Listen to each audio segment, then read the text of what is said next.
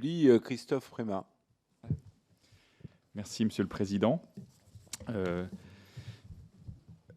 Ich bin auch sehr froh, also unsere Kollegen, Je suis très heureux également de saluer les collègues du Bundestag et je suis donc très heureux de coopérer très étroitement avec vous à l'avenir.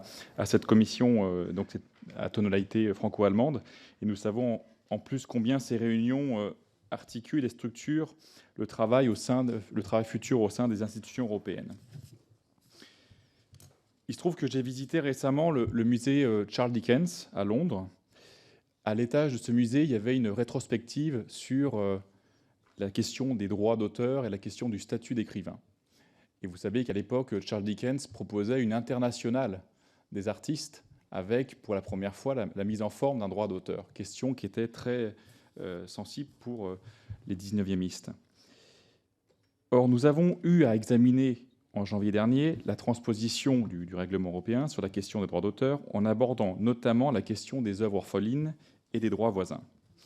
J'ai une question plus particulière sur la possibilité d'avoir une position commune franco-allemande sur un thème qui est très important à l'heure actuelle, qui est un thème où le droit d'auteur est réactualisé à travers celui de la licence globale, c'est-à-dire une licence contributive où l'utilisateur, en l'occurrence le lecteur pour les œuvres écrites, et l'auteur entrent dans une démarche collaborative. Alors je sais que c'est une question épineuse.